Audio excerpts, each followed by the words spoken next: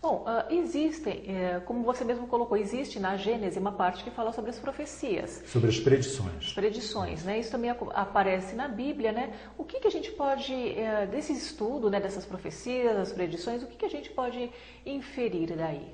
O que a gente pode inferir é que a Terra está passando por uma fase de transição. O planeta Terra está passando por uma fase de transição. E isso não ocorre só com a comunidade, digamos assim, espiritualista. Isso inclui os espíritas, os evangélicos, os esotéricos, todos esses espiritualistas falam muito sobre isso, não é? Inclusive nós. Mas a própria comunidade científica já dá sinais de que alguma coisa diferente está acontecendo. Eu tenho acompanho há muitos anos o site da NASA, recebo newsletters da NASA toda semana e tenho visto um movimento incomum de sondas que foram lançadas muito recentemente, monitorando a nossa estrela, o Sol, o comportamento dela, monitorando o comportamento da magnetosfera da Terra, que é o chamado cinturão de Van Allen, que protege a Terra das radiações vindas do Sol, e outros telescópios na faixa do infravermelho, monitorando o espaço profundo. Em 1983 foi divulgado com estrépito pelo Washington Post, que eu considero um periódico muito sério, foi o que denunciou o escândalo de Watergate, por exemplo. Né? Eles, em 1983, noticiaram que a NASA, o satélite IRAS, havia descoberto um astro na órbita do Sol muito distante, que teria algumas vezes o tamanho de Júpiter. Essa notícia foi imediatamente abafada, o satélite foi colocado fora de serviço, entre aspas, não é? E acreditamos que ele passou a monitorar esse astro a partir de então até o esgotamento do seu combustível nos anos 90. Certo. Já no início do século XXI, a NASA montou um baita de um telescópio no Polo Sul, no meio do nada, na estação Amundsen.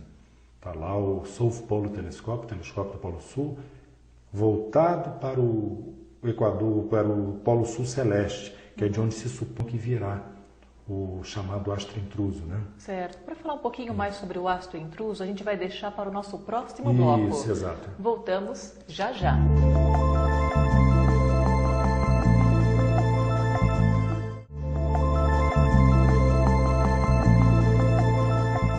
Voltamos com o programa Ciência e Espiritualidade e hoje o nosso tema é a transição planetária.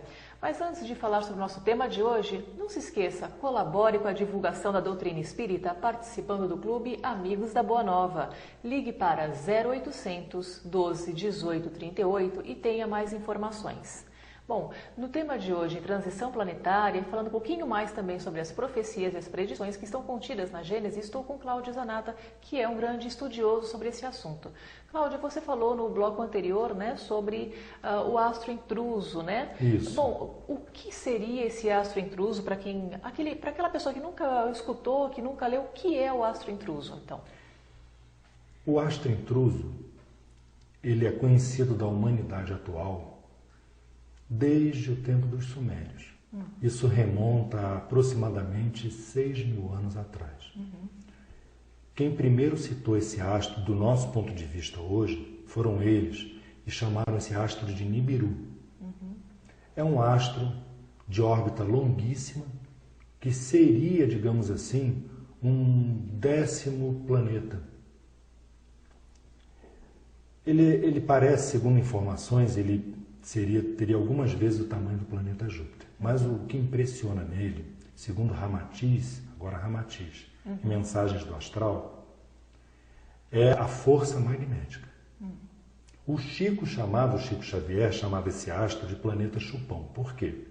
Porque quando ele passar nas proximidades do sistema solar interior, ele vai, com a sua potência magnética, atrair todos aqueles que estiverem na sua faixa vibratória. Vai ser uma espécie, digamos assim, de trio elétrico, não é? Que vai puxando todo mundo naquele cordão, em função da sintonia, da vibração. No livro Senhores da Escuridão, agora pelo espírito Ângelo Inácio, com a psicografia do Robson Pinheiro, está citado lá que que realmente vai ser isso. Que primeiro nós vamos ser levados aos nossos limites, para então, a partir daí, chegando no nosso limite, se fazer essa separação pelo magnetismo do astro intruso. Os espíritos já estão separados, eu tenho informações disso desde o início dos anos 90, trabalhando em mesa mediúnica, no Centro Espírito Consolador, em Copacabana, em 1991. E anos depois, no Centro Espírita Maria Angélica, lá no Recreio dos Bandeirantes, nas duas oportunidades tive informações de que esses espíritos já estavam sendo separados. E estão aonde? Segundo o Ângelo Inácio, estão na face oculta da Lua, aguardando a transição. Esses espíritos já não podem mais conviver com a gente. Certo. Eles já estão em processo de exílio e vão ser retirados aqui da Terra após a passagem do astro intruso. Certo.